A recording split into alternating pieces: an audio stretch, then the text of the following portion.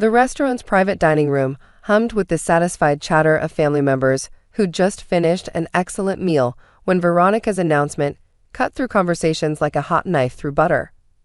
"I'm replacing you Monday," she declared, her perfectly veneered smile aimed at me like a weapon. "The boss loves me." I carefully pushed the crystal salt shaker across the mahogany table, watching it catch the candlelight as I measured my words. "Which boss?" "I bought the company last week. HR doesn't have your paperwork." Did she really think she could waltz into my family dinner, announce she was stealing my job, and not know she'd just declared war on the person who now signed every paycheck at Meridian Technologies? The private room at Chiz Laurent went silent. Forks hovering, wine glasses suspended mid-sip.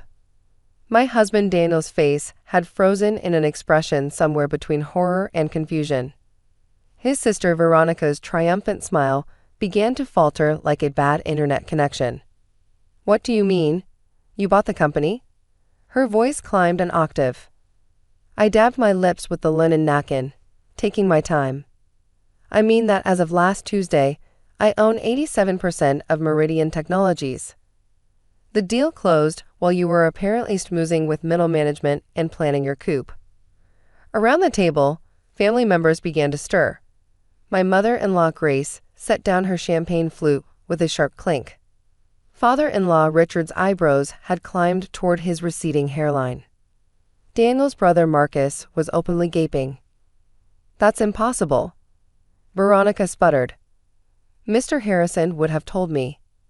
We had lunch 3 times this week." "Tom Harrison?" I pulled out my phone, scrolling through emails. The same Tom Harrison who's been desperately trying to keep his job since the acquisition. The one who's been feeding you promises he has no authority to keep.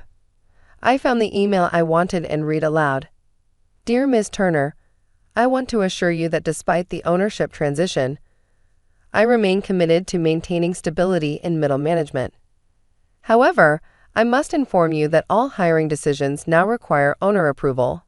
Best regards, Tom." "Middle management?" Veronica's voice cracked. "He's senior vice president." "Was," I corrected. "His new title is regional sales coordinator. Bit of a demotion, but he's lucky to still have a desk." Daniel finally found his voice. "Madeline, why didn't you tell me you were buying Meridian?" I turned to my husband, the man who'd spent the last 6 months telling me I should be grateful for my position, that I was lucky to have survived 3 rounds of layoffs. "When would I have told you?" "During one of your lectures about how I should be nicer to Tom Harrison. Or maybe while you were suggesting I help Veronica get an interview." "This is about me, isn't it?"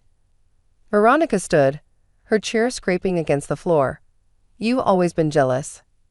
"Jealous?" I laughed, genuinely amused. "Of what?" "Your 2 failed MLM schemes. Your 3 months at that boutique before they caught you stealing. Your brief stint as a social media influencer with 500 bot followers." "How dare you?" She turned to Daniel. "Are you going to let her talk to me like this?" Daniel looked between us, clearly out of his depth. Maddie, you bought your company." "Our company now," I clarified. "Though our is generous since you've never shown interest in my career beyond whether it conflicted with family dinners." Marcus cleared his throat. "Wait, Veronica, didn't you tell us Madeline was getting fired? That's why you were taking her job?" I smiled, the pieces falling into place. "Let me guess. Tom told you I was on the chopping block. Said he could slide you right into my position. Senior technical analyst, right?" Veronica's silence was answer enough. "Here's what actually happened," I continued, refilling my wine glass. "Tom Harrison has been trying to force me out for 2 years. Not because of performance, I've exceeded every metric, but because I refused his advances and reported him to HR." Grace gasped. Richard shifted uncomfortably. "HR buried it. Of course. Tom's golf buddy ran the department. So I started documenting everything. Every inappropriate comment. Every denied promotion. every project he stole credit for. And while I was building my case, I was also building something else, a buyout proposal. You planned this, Veronica accused. For 18 months, I confirmed. Found investors who believed in my vision for Meridian. Negotiated with the board while Tom was busy playing politics. Closed the deal while he was having those lunches with you, promising you my job. I pulled up another document on my phone. Speaking of which, let's discuss your qualifications for Senior Technical Analyst. Bachelor's degree in Computer Science? No. Master's in Data Analytics? No. Any technical certifications? No. Previous experience in tech? Unless we count that week you tried to sell essential oils on Facebook, also no. Tom said he'd train me. Tom couldn't train a dog to sit. He's been coasting on other people's work for a decade. I locked my phone. But let's get back to your announcement. You're replacing me Monday? Veronica lifted her chin. Tom promised. Tom's promises expired when his signature authority did. But here's what's going to happen Monday. You're going to arrive at Meridian's lobby at 9 a.m., just like you planned. You'll tell security you're there to start your new position. They'll check their list, find no Veronica Patterson, and politely ask you to leave. You can't do this. I can do whatever I want. It's my company. I signaled the waiter for the check. But I'm not completely heartless. We are family after all. Hope flickered in her eyes. So I'll give you the same opportunity I give all applicants. Submit your resume through our website. If you meet the minimum qualifications for any open position, HR will contact you for an interview. What positions are open? She asked desperately. Let's see. We need a janitor for the night shift. Part-time receptionist on weekends.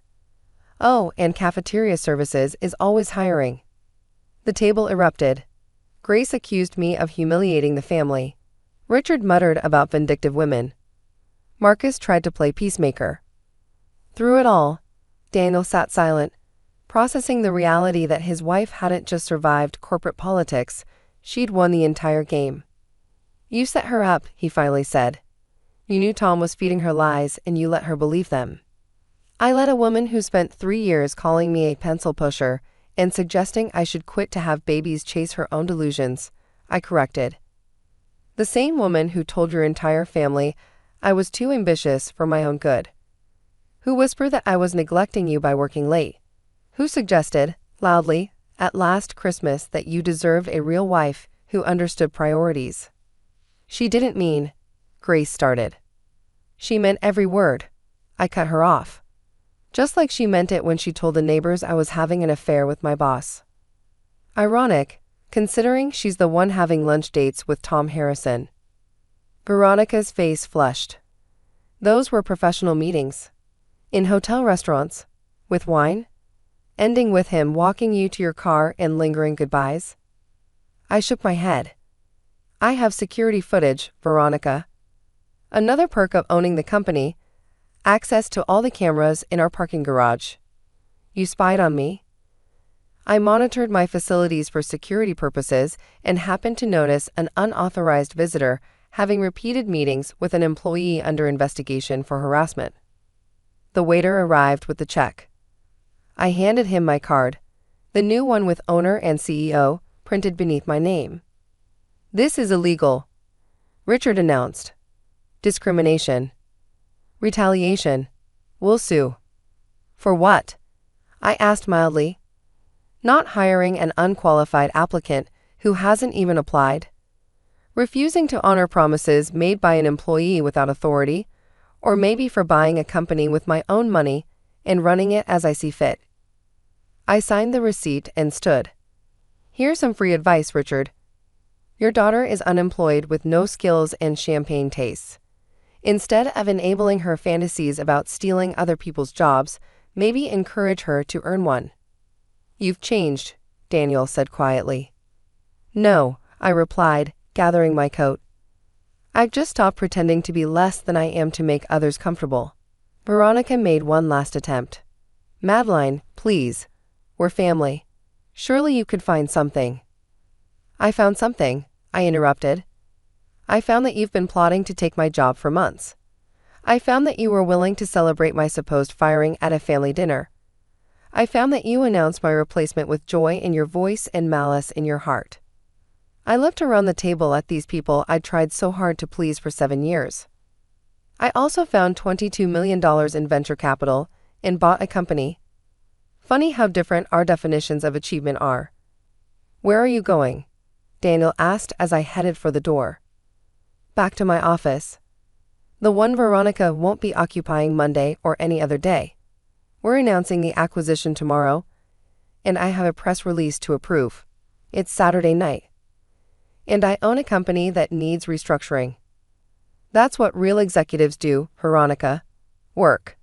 Not scheme over lunches with married men twice their age. I paused at the door, looking back at the wreckage of dinner. Oh, and Tom Harrison.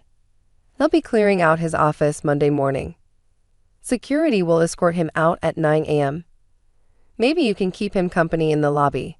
The drive back to Meridian's headquarters was peaceful. The building stood gleaming in the city lights, my name soon to replace the old logo. 22 floors of potential, innovation, and hard-won success. My phone buzzed with messages I ignored. Daniel trying to process. Grace demanding apologies. Veronica threatening lawsuits. Let them rage. I had work to do. In my office, the CEO's office now. I looked at the planning wall I'd hidden behind false panels for 18 months.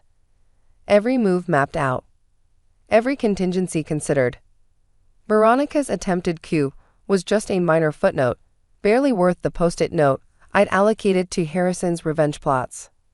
Tom had thought he was so clever, promising my job to my sister-in-law. He'd probably imagined the poetry of it, replacing me with family, making every holiday a reminder of his power. Instead, he'd given me the perfect opportunity to reveal the truth and clean house simultaneously. My assistant knocked and entered with a stack of transition documents. Working late on a Saturday, Ms. Turner? Just getting started, Jennifer. Is the all-hands meeting scheduled for Monday? 9:30 a.m. Right after Mr. Harrison's departure. I smiled. Perfect. Let's make sure security knows to be especially professional. We want to set the right tone for the new era. As I worked through the night, preparing to transform Meridian from a mediocre tech firm into the powerhouse I knew it could be, I thought about Veronica standing in that lobby Monday morning.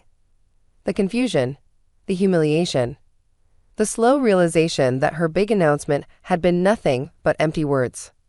She'd said the boss loved her. She just hadn't realized which boss actually mattered.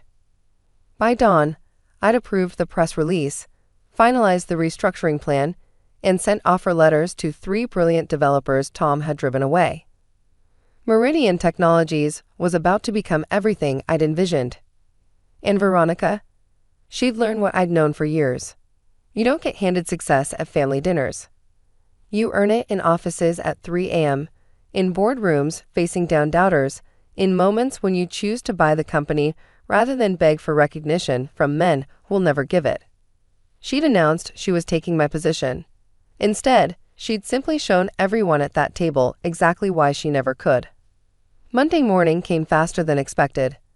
I arrived at 7 a.m. to find Tom Harrison already in the lobby, security box in hand, arguing with Kurds about misunderstandings and authorization. At 9 a.m. sharp, Veronica walked through the revolving doors in her new suit, head high, confidence radiating. She marched to the security desk, announced herself, and waited for her moment of triumph. The guard's polite confusion was almost painful to watch. The checking of lists. The apologetic shrug. The suggestion that perhaps she was at the wrong building. Tom noticed her then, his face cycling through relief, hope, and finally understanding as security firmly escorted him toward the exit. Their eyes met across the marble lobby, two conspirators realizing their plot had failed before it began. I watched from the mezzanine, coffee in hand, as my sister-in-law and my former tormentor were politely but firmly removed from my building.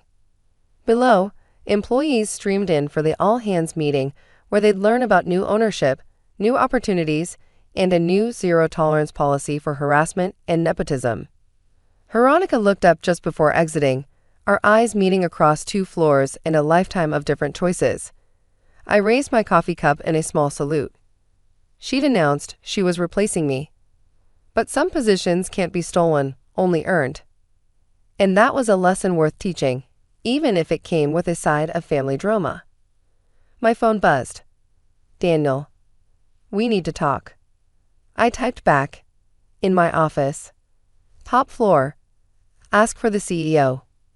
Time to see if my marriage could survive my success, as well as it had weathered my struggles. But either way, Meridian Technologies was mine. And nobody, not Tom Harrison, not Veronica, not even my well-meaning but misguided husband, would make me pretend otherwise. The boss did love Veronica, just not the boss she'd thought, and not in the way she'd hoped.